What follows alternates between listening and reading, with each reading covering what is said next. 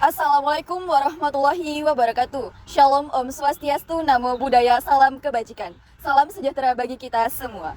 Let me introduce myself. My complete name is Nur Fadilah Sabriana. You can call me Fadilah. Saya merupakan siswi aktif dari SMA Negeri 3 Merauke, Dapil, Papua. Saya mengikuti beberapa organisasi di dalam sekolah, yaitu Gerakan Pramuka atau Ambalan, organisasi di luar sekolah.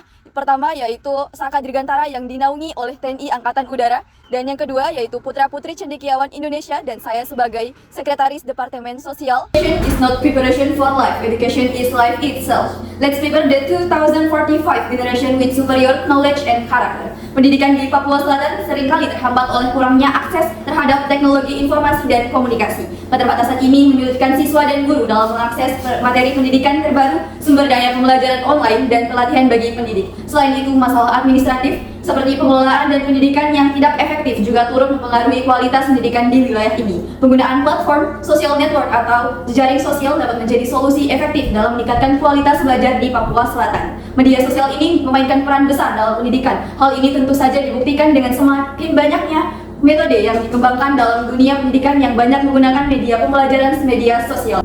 Jika saya menjadi legislator, saya akan mengimplementasikan 3 fungsi DPR RI, yakni yang pertama, fungsi legislasi. Saya sebagai legislator, saya akan membuat undang-undang atau peraturan daerah sebagaimana DPR dan pemerintah dapat mendukung implementasi teknologi social network dalam pendidikan di Papua Selatan. Mengawasi dan mengusulkan regulasi yang mendukung penggunaan social network dalam pendidikan di Papua Selatan. Dan yang kedua, rapat dengar pendapat. Saya akan mengundang pakar pendidikan dan pangku kepentingan untuk berdiskusi mengenai implementasi social network dalam meningkatkan kualitas belajar. Yang kedua, yaitu fungsi anggaran. Saya akan menetapkan anggaran pendidikan dan yang mencakup alokasi dana untuk pengembangan infrastruktur digital, pelatihan tenaga pendidik dalam pemanfaatan social network, serta peningkatan akses internet di Papua Selatan. Melalui proses perencanaan dan pengawasan anggaran, DPR dapat memastikan bahwa dana yang dialokasikan benar-benar mendukung upaya meningkatkan kualitas belajar melalui teknologi. Yang ketiga, fungsi pengawasan. Untuk hal pengawasan, DPR bertanggung jawab dalam melakukan pengawasan terhadap implementasi kebijakan dan program-program pendidikan yang melibatkan penggunaan social network, dapat mengadakan rapat kerja, kunjungan lapangan, dan mendengarkan laporan dari pihak terkait untuk memastikan efektivitas dan keberhasilan program tersebut.